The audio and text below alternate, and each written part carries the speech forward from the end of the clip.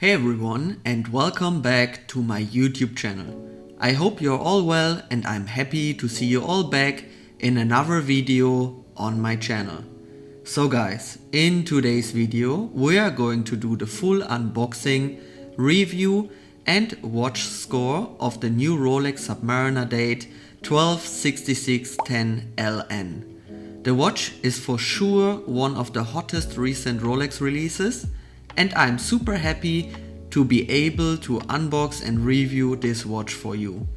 So without further ado, let's get right into it. The price for this watch is around $9,500, including all taxes. It can vary a little bit per region, but in average it should be slightly below $10,000.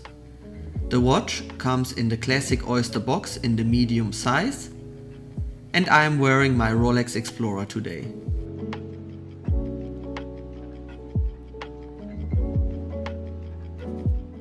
Inside the sleeve we find the classic Rolex cardboard box.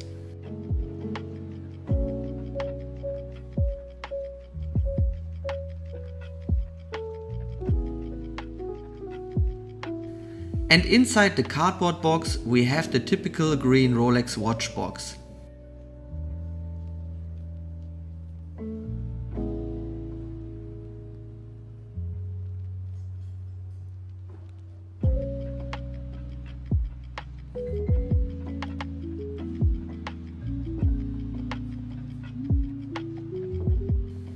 And time to open it. And there she is. The beautiful 126610 LN.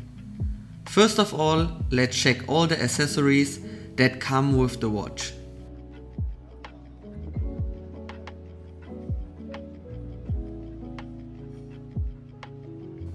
The user manual, and as always I will show you all pages, so in case you want to read something, just pause the video.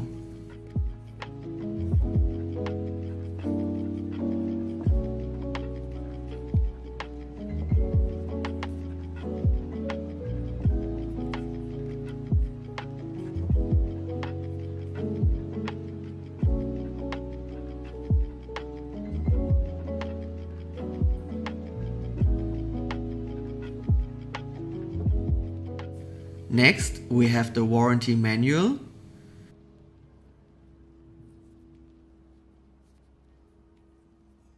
And of course the warranty card.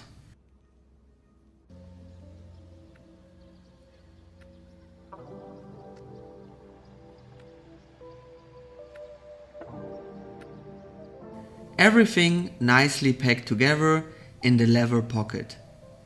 In addition, we have 3 links that were removed to fit the watch, and a small plastic bag with the superlative chronometer seal and the hang tag of the watch.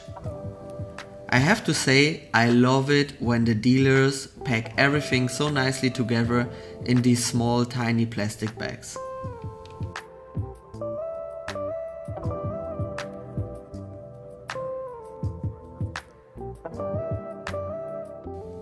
And here is the beautiful Submariner. The bezel cover is still on the watch, but all stickers have been removed. Even though the changes seem small to the former version, I think you can immediately distinguish the 126610 from the 116610. The proportions from case to bracelet are much more in line, and also the dial and bezel proportion look much more matching.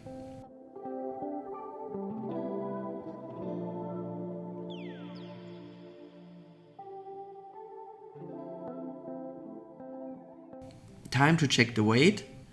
So the 3 links come at 11 grams. The watch with all links is 159 grams.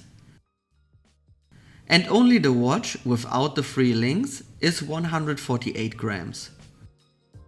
Moving on, let's check the dimensions. So the case diameter is 41 mm.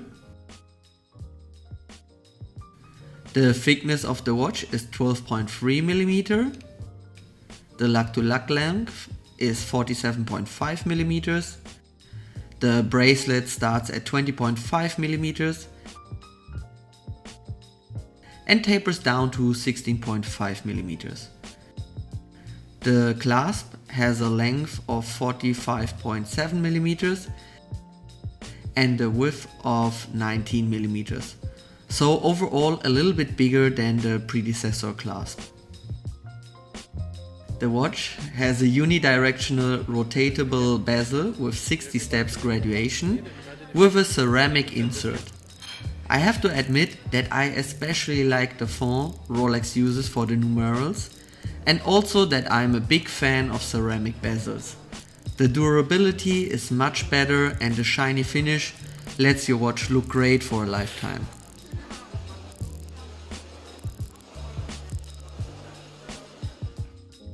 At the 12 o'clock position we have a luminescent capsule that gives legibility even in darkest conditions. The bezel has a fantastic grip and a superb finishing on the outer line. The dial is a black lacquered dial with hour markers in simple shapes of triangles, circles and rectangles, all filled with a lot of luminescent material. The hands are also made for great legibility, with the classic Mercedes hand for the hours. Inside the watch we have the 3235 in-house Rolex movement, which is a mechanical self-winding movement and comes at a precision of -2 to +2 seconds a day. It features hour, minute and second hand, rapid date setting and a hacking feature for precise time setting. The power reserve is around 70 hours. In addition, I can add that Rolex movements are famous for their shock resistance and long-lasting durability.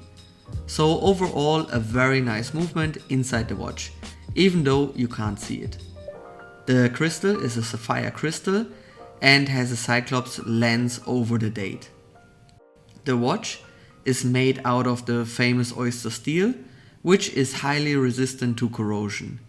The case is a monoblock middle case with a screw down case back and a screw down winding crown. The crown features the triplock triple waterproofness system that is also shown by the 3 dots at the crown. This makes the watch water resistant up to 300 meters or 1000 feet.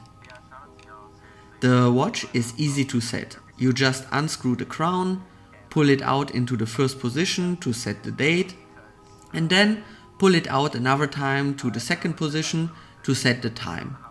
Push it back in and wind the watch to give it the necessary power. Especially the rapid date setting feature is a good one to have. I often switch between my watches, so they will run out of power sooner or later. If you don't have a quick set date, it can get quite annoying if you always have to set the date via the hour or minute hand. The bracelet is the flat 3-piece oyster bracelet that is also made out of the famous oyster steel and features a safety folding clasp with the glide lock extension system. With the glide lock extension system, you have I think 6 different positions that let you adjust the length of the bracelet. You could either use this to put the watch on a dive suit, or you can just use it like I do to adjust the bracelet for hot and cold temperatures. I think this feature is state of the art, even though be aware it makes the clasp quite bulky.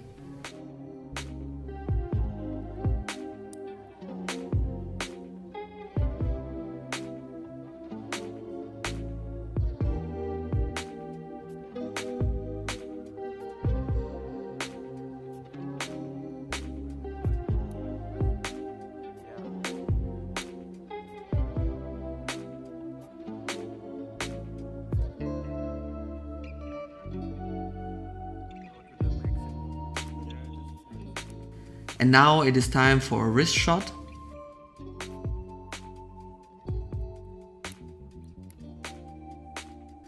And what do you think, guys? Isn't it beautiful? It sits so sleek and perfect on your wrist, which I think not many diver watches can match.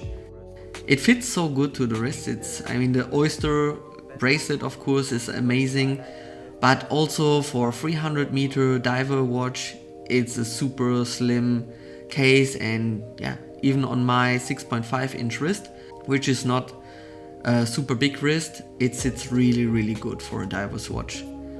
And did you notice how easy I can adjust the bracelet? Yeah, again, just perfect in my view. Time for a loom shot.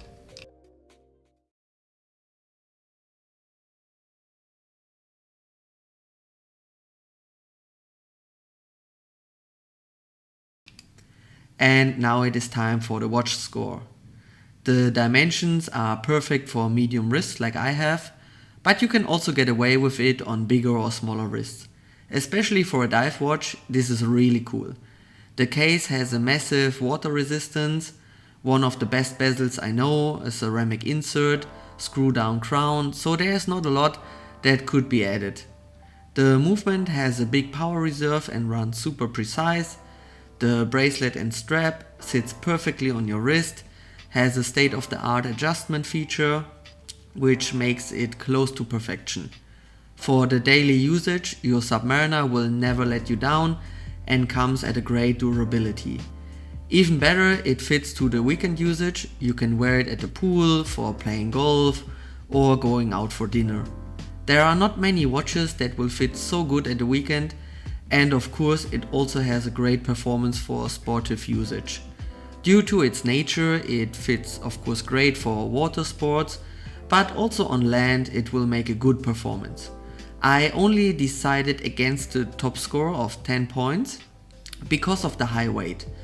I would give this watch a 10 if it would come on an Oyster Flex bracelet, but I assume Rolex is working on that.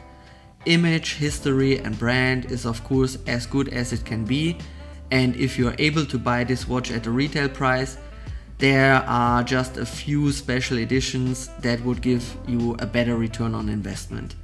But also without the investment focus, you get a high-end luxury watch at a matching price point with this piece. And this all together leads to a super strong score of 87 out of 100.